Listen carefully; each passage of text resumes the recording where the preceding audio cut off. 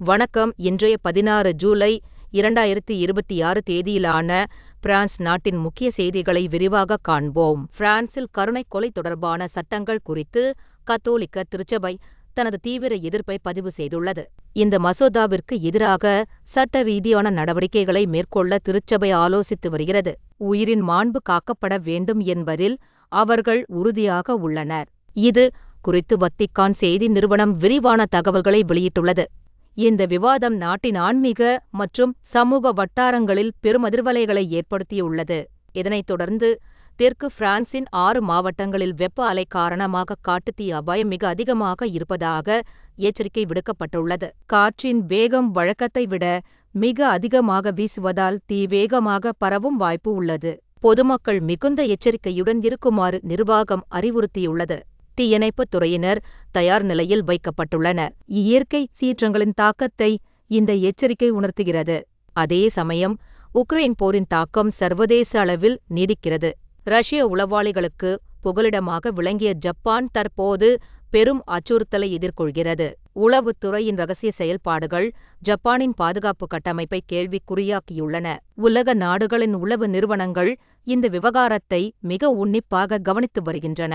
France 24 செய்தி சேவை இதை உறுதிப்படுத்தியுள்ளது. பிரான்சில் உள்நாட்டு தயாரிப்புகளை ஊக்குவிக்கும் முயற்சிகள் இருந்தாலும், ஒரு சோலார் பேனல் தொழிற்சாலை மூடப்படுவது அதிர்ச்சியை அளிக்கிறது. நிதி ரீதியாக தொடர்ந்து நஷ்டத்தில் இயங்கியதால் இந்த முடிவு எடுக்கப்பட்டுள்ளது. கட்டமைப்பில் உள்ள குறைபாடுகளே தொழிற்சாலையின் வீழ்ச்சிக்கு காரணமாக சொல்லப்படுகிறது. இது பசுமை எரிசக்தி இலக்குகளுக்கு பின்னடைவாக பார்க்கப்படுகிறது.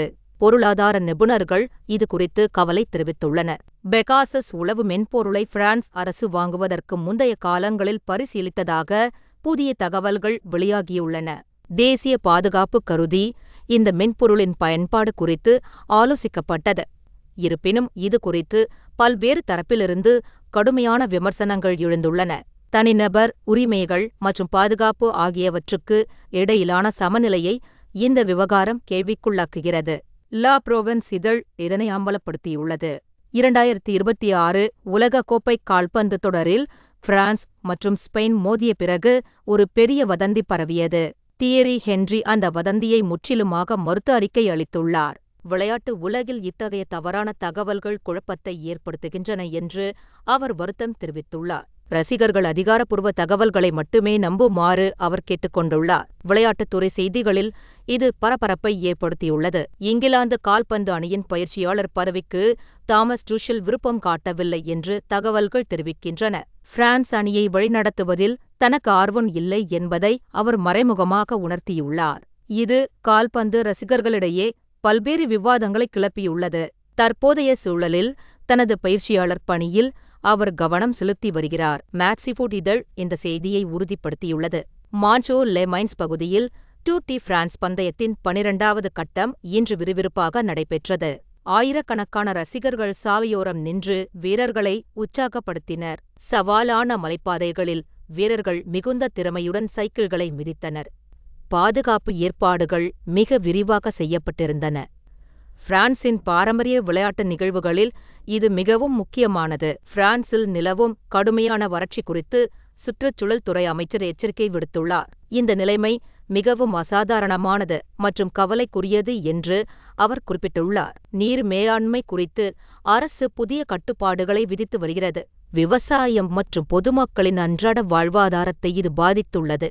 ஜென்ஷெய்ட் தளம் இந்த தகவலை விரிவாக வழங்கியுள்ளது.